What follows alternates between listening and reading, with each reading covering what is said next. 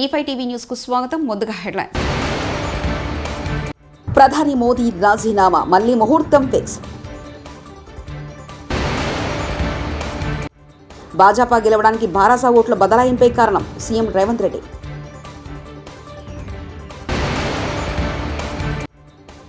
పాలకులుగా కాదు ప్రజా సేవకులుగా పనిచేస్తాం చంద్రబాబు.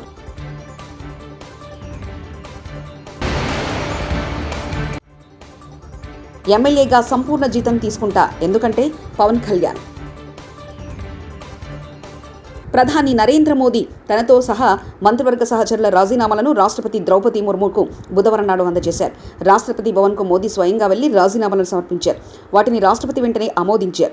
కొత్త ప్రభుత్వ ప్రమాణ స్వీకారం జరిగేంత వరకు అపరధర్మ ప్రధానమంత్రిగా కొనసాగాలని మోదీని కోరారు. ఈరోజు సాయంత్రం కేంద్ర కేబినెట్ సమావేశం, నిన్న ఎన్నికల కౌంటింగ్ పూర్తయింది. ప్రభుత్వం ఎవరు ఏర్పాటు చేస్తారన్నది ఇంకా క్లారిటీ రాలేదు. ఈ నేపథ్యంలో ఇవాళ కేంద్ర కేబినెట్ సమావేశం కానుంది. పార్లమెంట్ ఎన్నికలలో భారాసా ఎమ్మెల్యేల ఆత్మగౌరవాన్ని కేసీఆర్, కేటీఆర్, హరీష్ రావులు భాజపాకు తాకట్టు పెట్టారని ముఖ్యమంత్రి రేవంత్ రెడ్డి విమర్శించారు. రాష్ట్రంలో 8 ఎంపీ స్థానాలు భాజపా గెలవడానికి భారాసా ఓట్ల బదలాయింపే కారణమని రేవంత్ ఆరోపించారు. సిద్దిపేటలో హరీష్ రావు తమ ఓట్లను పూర్తిగా భాజపాకు బదిలీ చేసి బలహీన వర్గాల కాంగ్రెస్ బిడ్డను ఓడించారని మండిపడ్డారు. పూర్తిగా ఓట్లను బదలాయించి కేసీఆర్ రాజకీయ అరాచకానికి పాల్పడ్డారన్నారు. రాష్ట్రంలో కాంగ్రెస్ ప్రభుత్వాన్ని అస్థిరపరిచేందుకు కుట్ర చేసిన కేసీఆర్ పార్లమెంట్ ఎన్నికల్లో పూర్తిగా కనుమరుగయ్యారని రేవంత్ రెడ్డి వ్యాఖ్యానించారు. వాళ్ళందరితో కలిసి ఈ సంతోషాన్ని పంచుకోవడం జరిగింది. దేశవ్యాప్తంగా జరిగిన ఎన్నికల విషయంలో నాడు రాహుల్ గాంధీ గారు కన్యాకుమారి నుంచి కశ్మీర్ వరకు 150 రోజులు 4000 కిలోమీటర్లు సుదీర్ఘమైన పాదయాత్ర, ఆ తర్వాత మణిపూర్ నుంచి ముంబై వరకు వారి పర్యటనలు, దేశవ్యాప్తంగా ప్రజాస్వామిక వాదులందరినీ ఏకం చేసి ముఖ్యంగా దళితులు, గిరిజనులు, మైనారిటీలు, మహిళలు, విద్యార్థులు, నిరుద్యోగ యువకులు, ప్రజాస్వామిక వాదులందరినీ కూడా సమన్వయం చేసి నరేంద్ర మోడీ, భారతీయ జనతా పార్టీ నేతృత్వంలో నడుస్తున్న ఎన్డీఏ ప్రభుత్వం ప్రజా వ్యతిరేక నిర్ణయాలను, పరిపాలన వైఫల్యాలను దేశ స్థాయిలో ప్రచారం కల్పించి ఎన్డీఏ కూటమికి ప్రత్యామ్నాయంగా ఇండియా కూటమిని ఏర్పాటు చేసి వీలైనంత మేరకు సహకరించిన వాళ్ళందరినీ సహకారం తీసుకొని సమన్వయం చేసుకొని ఏఐసిసి అధ్యక్షుడు మల్లికార్జున్ ఖర్గే గారు, శ్రీమతి సోనియా గాంధీ గారు, రాహుల్ గాంధీ గారి యొక్క పాదయాత్ర సృష్టించిన ప్రభావాన్ని, ఎన్నికల్లో కూటమికి అఖండ విజయం కట్టబెట్టినందుకు ఆంధ్రప్రదేశ్ ప్రజలకు మనస్ఫూర్తిగా శిరస్సు వంచి నమస్కరిస్తున్నారని తెలుగుదేశం పార్టీ అధినేత చంద్రబాబు అన్నారు. రాష్ట్రంలో అధికార పగ్గాలు చేపట్టాక పాలకులుగా కాకుండా ప్రజా సేవకులుగా పనిచేస్తామని చంద్రబాబు స్పష్టం చేశారు. ఉండవల్లిలో తన నివాసంలో నిర్వహించిన మీడియా సమావేశంలో ఆయన మాట్లాడారు. 5 ఏళ్ల వైకాపా పాలనలో వ్యవస్థలన్నీ కుప్పకూలిపోయాయని చెప్పారు. సెప్టెంబర్, అక్టోబర్ నాకు ఇప్పటి కూడా జ్ఞాపకం. ఆ రోజు నా మీద బాంబులు చేసినప్పుడు చాలా ఒక పానిక్ రియాక్షన్లో కూడా నేను భయపడలేదు. అలాంటి వ్యక్తిని మీరు చూస్తే, అది ఆ సంఘటన చూసిన తర్వాత ఇలాంటి కౌరవ సభలో ఉండడం కరెక్ట్ కాదని అసెంబ్లీలో చెప్పి, దానికి కూడా మైక్ ఇవ్వకపోతే చెప్పేసి బయట వచ్చి ప్రెస్ కాన్ఫరెన్స్ చెప్పి అనౌన్స్ చేశాను. మళ్లీ క్షేత్రస్థాయిలో గెలిచి అసెంబ్లీని గౌరవ సభ చేసి అసెంబ్లీకి ఎంటర్ అవుతానని చెప్పాను. నేను ఏదైతే ఆ రోజు ఒక ప్రతిజ్ఞ చేశానో దాన్ని నిజం చేయడానికి ప్రజలు సహకరించారు. మామూలుగా సహకారం కాదది. నేను ఇన్ని సంవత్సరాలు చాలాసార్లు చాలా ఎలక్షన్లో గెలిచాం, కొన్ని ఎలక్షన్లో ఓడిపోయాం. ఎలక్షన్లో ఓడిపోయినప్పుడు నేను ఎప్పుడూ కుంగిపోలేదు. ఎలక్షన్లో గెలిచిన తర్వాత గంతులేయలేదు. నిబ్బరంగా ఓడిపోయినప్పుడు ఒక బాధ్యత ప్రతిపక్షంలో ఉండి పనిచేయాలి, గెలిపించినప్పుడు ఒక బాధ్యత ప్రజలకు మెరుగైన సేవలు అందించి వాళ్ళని ముందుకు తీసుకుపోవాలని ప్రయత్నం చేశాం. ఎప్పుడూ ప్రజాప్రచారమే ఉన్నాం. అలాంటిది జరిగిన తర్వాత ఈరోజు మళ్లీ కృష్ణా విజయవాడ అంతర్జాతీయ విమానాశ్రయం చేరుకున్న నారా చంద్రబాబు నాయుడు ఉండవల్లి నివాసం నుంచి రోడ్డు మార్గంలో విమానాశ్రయం చేరుకున్న నారా చంద్రబాబు నాయుడు ప్రత్యేక విమానంలో ఢిల్లీ బయలుదేరి వెళ్లిన నారా చంద్రబాబు నాయుడు.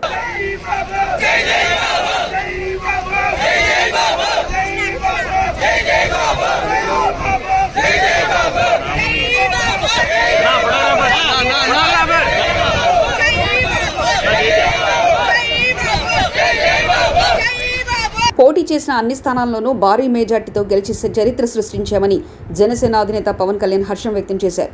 ఎమ్మెల్యేగా తాను సంపూర్ణ జీతం తీసుకుంటున్నానని చెప్పారు. తీసుకున్న ప్రతి రూపాయికి జవాబుదారీతనంగా వ్యవహరిస్తానన్నారు. తాను తప్పు చేస్తే చొక్కా పట్టుకుని నిలదీసే అధికారం ప్రజలకు ఉందన్నారు.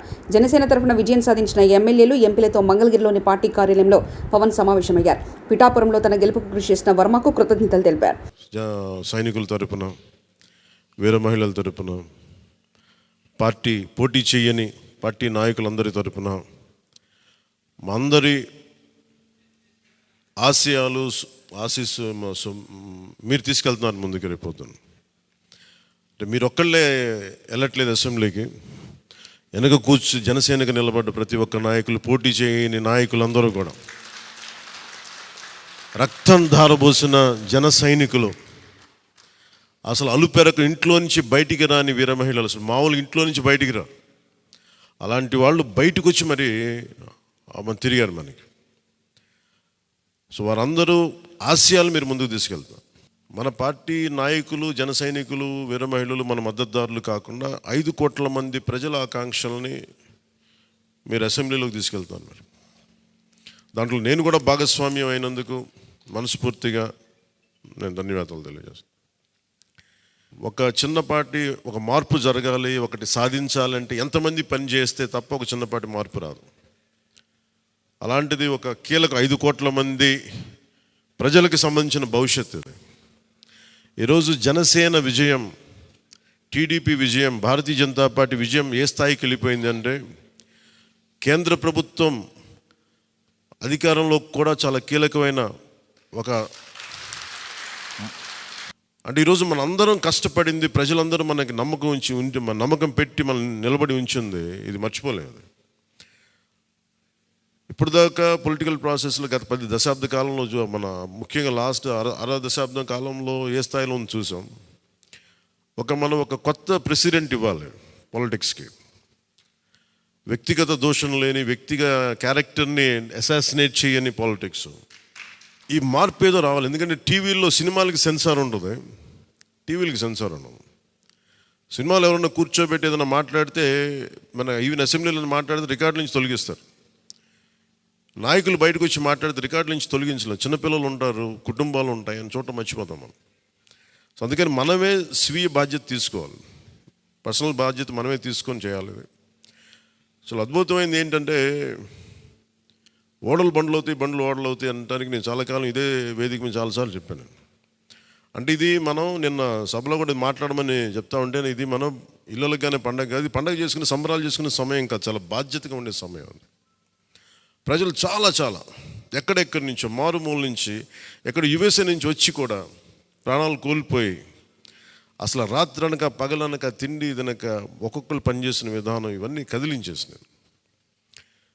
సహజంగా విజయం రాగానే అందరికీ ఏముంటుందంటే ఒక అతిశయం వచ్చేస్తుంది. అలాంటి అతిశయం నాకు లేదు. దయచేసి మీరు ఎవరు పెట్టుకోకుండా, నా రిక్వెస్ట్ ఇది ఒకనమాట. ఎందుకంటే మనందరికీ ఇది ఫలితాలు ఆశ్చర్యాన్ని కలిగించాయని మాజీ ముఖ్యమంత్రి వైఎస్ జగన్మోహన్ రెడ్డి అన్నారు. ఈసారి ఎన్నికల ఫలితాలు తమకు ఆశ్చర్యానికి గురి చేశాయని వైఎస్ జగన్ వ్యాఖ్యానించారు. ఆంధ్రప్రదేశ్ శాసనసభ ఎన్నికల్లో ఘోర ఫలితాలను చవిచూసిన తర్వాత వైసీపీ అధినేత వైఎస్ జగన్మోహన్ రెడ్డి ప్రెస్ కాన్ఫరెన్స్లో మాట్లాడారు. ఇలాంటి ఫలితాలను ఊహించలేదన్నారు. అక్కా చెల్లెమ్మల ఓట్లు ఎటుపోయాయో అర్థం కావడం లేదని పేర్కొన్నారు. పెన్షన్లు అందుకున్న అవ్వాతాతల ఓట్లు ఏమయ్యాయో తెలియడం లేదన్నారు. ఎన్నెన్నో పథకాలతో ప్రజలకు అండగా ఉన్నామని తెలిపారు. తీసుకుంటాం, కానీ మంచి చేయడానికి మాత్రం ప్రజలకు తోడుగా ఖచ్చితంగా ఉంటాం. వాయిస్ ఆఫ్ ది వాయిస్లెస్ కింద ఈ పార్టీ తాను చేయాల్సిన పని తప్పకుండా చేస్తుంది. పేదవాడికి అండగా ఉండే కార్యక్రమంలో ఎప్పుడూ కూడా పేదవాడికి తోడుగా ఉంటూ గలం విప్పుతుంది, పేదవాడికి అండగా నిలుస్తుంది.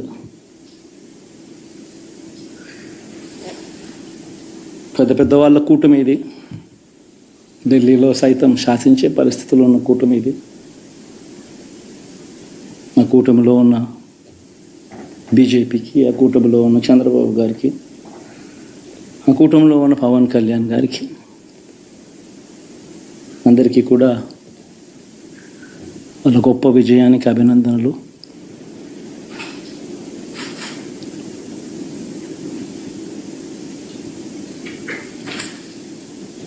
ఓడిపోయినా కూడా నా ప్రతి కష్టంలో కూడా తోడుగా అండగా నిలబడిన నా ప్రతి నాయకుడికి, ప్రతి కార్యకర్తకు, ప్రతి వాలంటీర్కు, ప్రతి ఇంట్లో నుంచి వచ్చిన ప్రతి స్టార్ క్యాంపెయినర్గా నాకు తోడుగా నిలబడిన నా అక్క చెల్లెమ్మలకు, అన్నదమ్ములకు,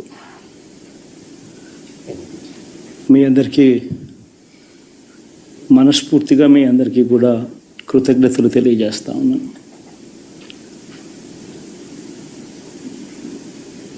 ఏం జరిగిందో తెలియదు కానీ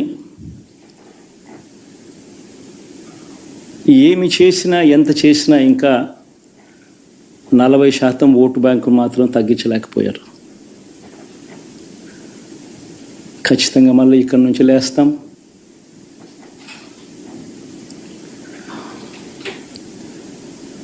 మళ్ళీ ఇక్కడి నుంచి గుండె ధైర్యంతో నిలబడి మళ్ళీ లేస్తాం.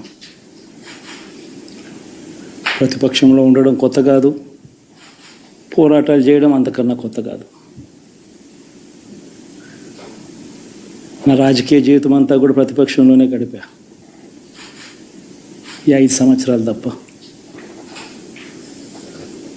పోరాటాలే చేశా. రాజకీయ జీవితంలో ఎవడు చూడని కష్టాలు కూడా అనుభవించా.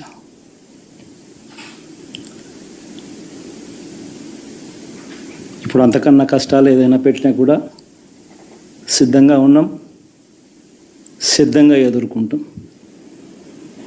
ఆల్ ది వెరీ బెస్ట్ గవర్నమెంట్లోకి వచ్చిన వాళ్ళకు. Thank you. బీజేపీ పార్టీకి టీడీపీ, జేడీయూ షాక్ ఇచ్చేలా కనిపిస్తున్నాయి. ఎన్డీఏ కూటమిలో రెండో అతిపెద్ద పార్టీగా టీడీపీ ఉండడంతో కేంద్ర మంత్రివర్గంలో తమకు 9 కేంద్ర మంత్రి పదవులు, 2 సహాయ మంత్రి పదవులు, అలాగే స్పీకర్ పోస్ట్ కావాలని ఆ పార్టీ అధినేత చంద్రబాబు డిమాండ్ చేస్తున్నారట. అలాగే నితీష్ 3 కేంద్ర మంత్రి పదవులు, ఏక్నాథ్ షిండే 2, ఎల్జేపీ హెచ్ఏఎంలో చెలో మంత్రి పదవులు కావాలని పట్టుబడుతున్నారట. ఆంధ్రప్రదేశ్లో ఎన్డీఏ కూటమి గెలుపుపై తెలంగాణ సీఎం రేవంత్ రెడ్డి స్పందించారు. చంద్రబాబు ప్రమాణ స్వీకారానికి ఆహ్వానిస్తే తప్పకుండా వెళ్తానని తెలిపారు. కాంగ్రెస్ పార్టీ సూచనల మేరకే తాను నడుచుకుంటానన్నారు. ఏపీలో ఏ ప్రభుత్వం వచ్చినా స్నేహపూర్వక సంబంధాలు కొనసాగిస్తామని, సామరస్యంగానే రాష్ట్ర సమస్యలు పరిష్కరించుకుంటామని గతంలో చెప్పినట్లు రేవంత్ గుర్తు చేశారు. మేము ఏ ప్రభుత్వం ఏర్పడ్డా స్నేహపూర్వకమైన వాతావరణంలో సమస్యలు పరిష్కరించుకుంటామని నేను ముందే చెప్పిన. ఈరోజు కూడా నేను ఆ మాటకున్నా. ఆంధ్రప్రదేశ్లో ఏ ప్రభుత్వం ఏర్పడ్డా ఆ ప్రభుత్వంతో సంప్రదింపులు చేపట్టి రాష్ట్ర సమస్యల్ని శాశ్వతంగా పరిష్కరించుకుంటాము. ఉమ్మడి క్యాపిటల్ చట్టపరంగానే సమస్య పరిష్కారం అయిపోయింది. హైదరాబాద్ నగరం ఇప్పుడు తెలంగాణకు రాజధాని. అంటే ఒక కీలకమైన సమస్య ఆల్రెడీ చట్టపరంగా పరిష్కారం అయింది. మిగతా ఆస్తుల పంపకాలకు సంబంధించి, నీటి పంపకాలకు సంబంధించి ఉన్న సమస్యల్ని తప్పకుండా కూర్చుంటాం, చర్చించుకుంటాం, పరిష్కరించుకుంటాం. మాకేం బేసిజాలు లేవు. రాష్ట్రం యొక్క అభివృద్ధి, రాష్ట్రం యొక్క అభ్యున్నతి కోసము ఎవరితోనైనా చర్చించడానికి మేము సిద్ధంగా ఉన్నాం, పరిష్కరించుకుంటాం. ఏం ప్రభాకర్?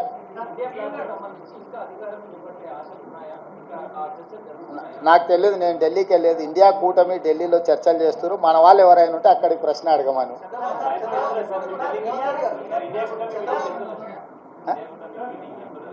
ఇండియా కూటమిలో జాతీయ నాయకులు, ఆ కూటమిలో ఉన్న వివిధ భాగస్వాములనే ఇప్పటికి పిలిచిండ్రు.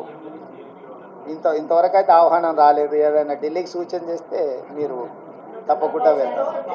ఆంధ్రప్రదేశ్లో ఎవరూ ఊహించని రీతిలో తెలుగుదేశం పార్టీ కూటమి విజయం సాధించిందని సిపిఐ జాతీయ కార్యదర్శి కె నారాయణ అన్నారు. జగన్మోహన్ రెడ్డి ప్రజాపాలనను తుంగలో తొక్కి కేవలం సంక్షేమ పథకాల ద్వారానే విజయం సాధించవచ్చని ఊహల్లో ఉండడంతో నేడు ఓటమి పాలయ్యారని తెలిపారు.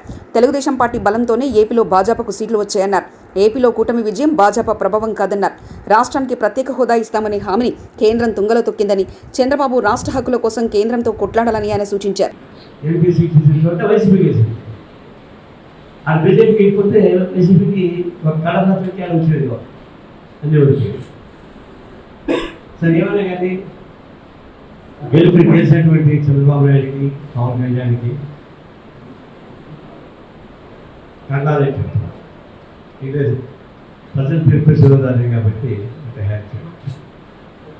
అయితే ఇప్పుడు ఒక బాధ్యత ఇప్పుడు మొట్టమొదటి కూడా బీజేపీతో కలిస్తే మైనారిటీ ఓట్లు పోతాయని అనుకునపడ్డాం. ఇప్పుడు అది జరిగింది. అది జగన్మోహన్ రెడ్డి వ్యతిరేకత ఇవన్నీ చూడకుండా వెళ్ళిపోయింది. ఇప్పుడు చంద్రబాబు పవన్ కళ్యాణ్ కలిసి ప్రధాని మోదీ రాజీనామా మళ్లీ ముహూర్తం ఫిక్స్.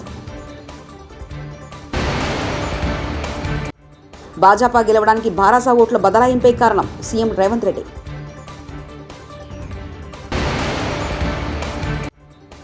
పాలకులుగా కాదు ప్రజా సేవకులుగా పనిచేస్తాం చంద్రబాబు.